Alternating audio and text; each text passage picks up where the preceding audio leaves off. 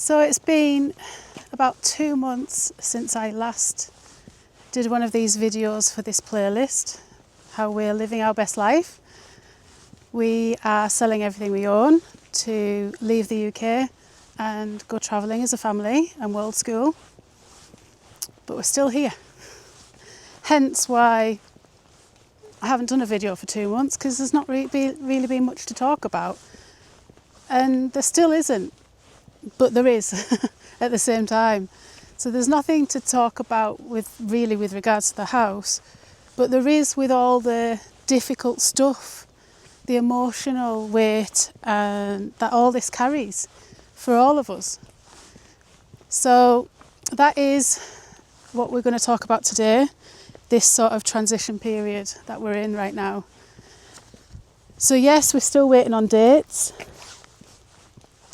Still waiting on dates for selling our house. And ironically, we're at the point where we were, not the video before, but the one before that, where we were waiting on dates. So we're at that point again. And last time we pulled out because they were taking too long. We got to the point last time where we'd signed the contracts and we'd signed, but we hadn't exchanged and we were waiting for them to book removals. That's as far as we got last time. And weeks and weeks passed, months, a couple of months passed when we were still waiting for them to book a removals. Doesn't take that long, right? So we pulled out. And now we find ourselves back at the same place. We actually haven't signed yet this time, but our solicitor's like, that can happen anytime. We have actually asked for early exchange because last time we thought we were there and we sold we have to sell to leave, right?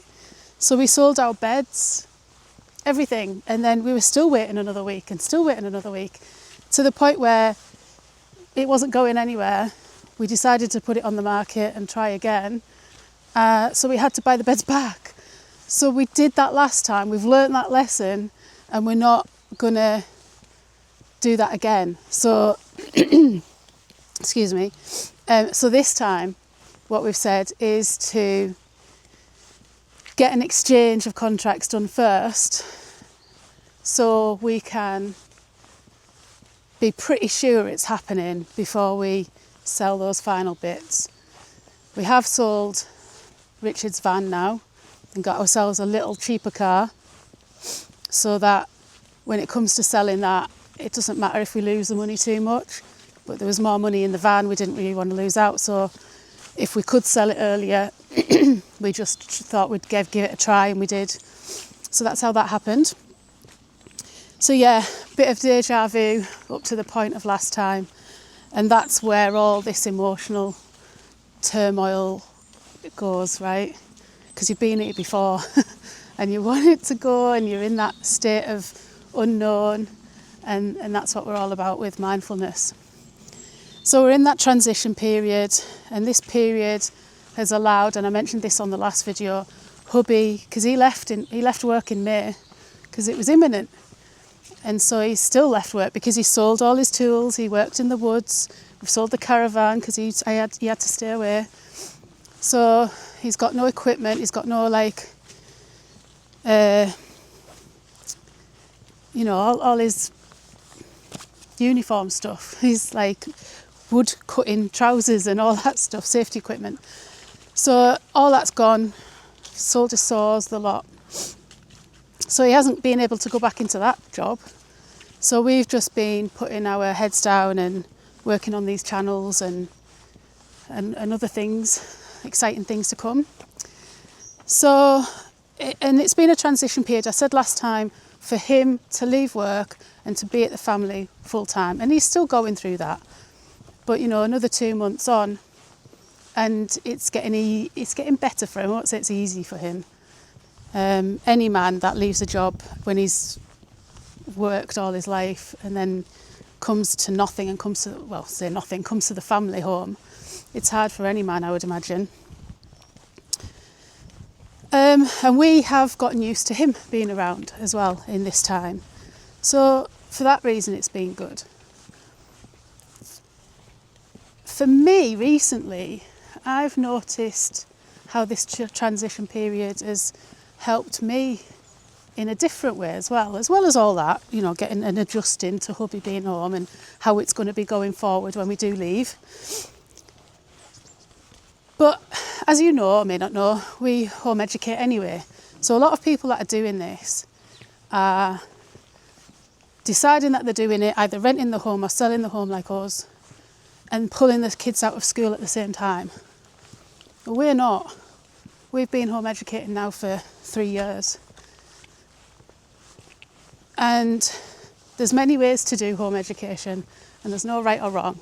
And what you start doing might not be what you end up doing.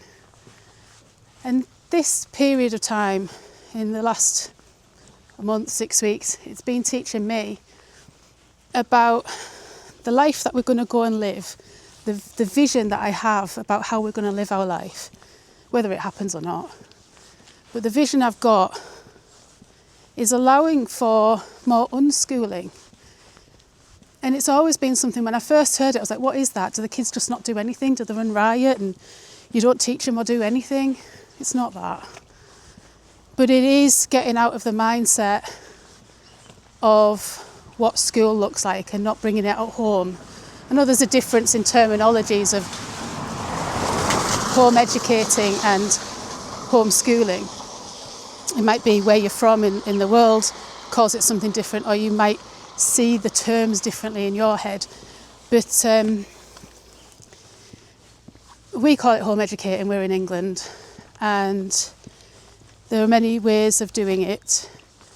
A lot do child-led learning, which is what we started and still do.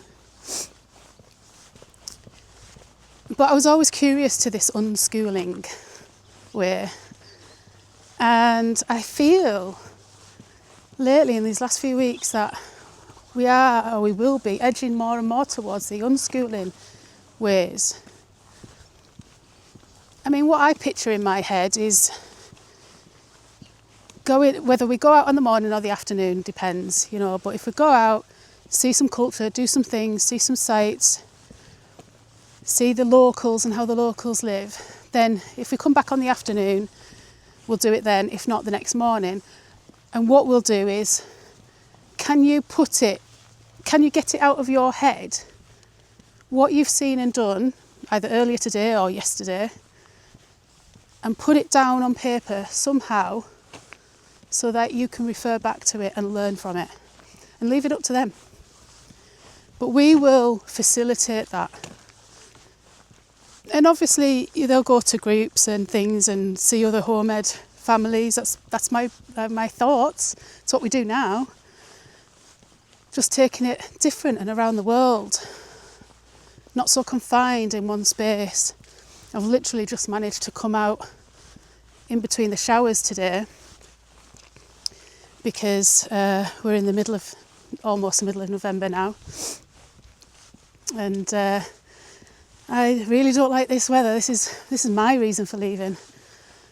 Anyway, let's move on. So, yeah, also in this time frame, in this period, in this transition period, the waves of excitement have come and gone and come again. Just waves. Me and hubby talk all the time about, I'm feeling excited now, are you? And I'm like, oh no, I'm still in that meh stage. Because until we really get out, until we really get out, we just don't know. And it's almost like we can't let ourselves get there anymore because we've been there and been hurt. It's just like life, you get hurt with things and you self-protect, you self-preserve. Your ego says, oh, that wasn't nice, let's not do that again. But it's with mindfulness, going through a tunnel, so I'm echoing, but with mindfulness, it's appreciating that you know that and allow for that. But don't make that be all your thoughts. You're just gonna know that happened, accept that happened, but don't let that become in the present moment. So yeah, the excitement is coming in waves. And we are still awaiting our daughter having NHS dental treatment. She needs to have general anaesthetic. We've been on the waiting list since December last year. It's now November. And she actually had a hole in her teeth in one a year prior to that. And the dentist tried to get her to do it a whole year in that time. And in that time, a second one appeared. It's defective teeth, it's not oral hygiene. So she now has 2 holes. And we had that for a year before we even got put on the waiting list. So we've technically been waiting 2 years. I'm not going to go in to slamming the NHS. I used to work in the NHS, I was a physio. I get the whole restraints. I certainly don't blame the people working in it and on the ground. But it's definitely not great when your daughter's in pain, got 2 holes in her teeth, can't be seen by a dentist. We've even tried private. We've had to go back to being on this waiting list. We stayed on it while we tried the private way, so we kept on it. And she does need general, so that is the way of it. It's not really acceptable, is it really? But it is what it is. We do accept it as mindfulness practitioners. So until that happens, we have got a date for early December for that. But we can't book any flights out of here until that has actually happened.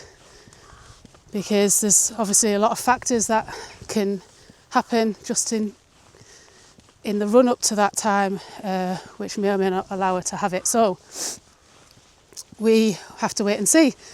And that's what I mean, life is all about waiting and seeing, allowing, really working with your expectations and how much expectation you're putting on an outcome going your way.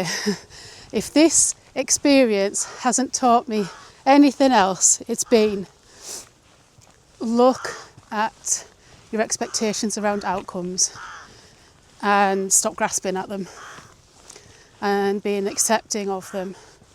It really, really has taught us that. That's something I've been saying to hubby. What's this teaching us? What's this teaching us? As well as patience, but I think we're beyond patience now. And that leads on to frustration. So I don't often compare myself with others that much, or try not to. Hubby does a bit more than I do. But we have felt frustration because we've now started following other families that are doing what we want to do and what we're trying to do. And they literally said, oh, we're just going to sell everything and do it. And we're here now. And we're sat going, God, we decided this so long before that. And you've gone and done it before us. So there's this frustration around, why? Why not me? Why not me? And again, mindfulness tools helps with all that. It's okay to feel frustrated. Mindfulness doesn't teach us to not feel these things. In fact, it's quite the opposite. Feel them, just don't stay there. So it's all right to feel frustrated. It's all right to even feel jealous of these people. Maybe there's a twinge of jealousy there and it's not all just frustration, there's jealousy there, Oh, we should have been there, we should be there now, we should be there. Say hubby finished work in May. That's when we started thinking we were going. So, it's all right to feel frustration and also add on some anxiety around the budget creeping up now, which is at the end of this month for us in the UK. And there's talk about exit tax, isn't there? Lovely jubbly, just what we need.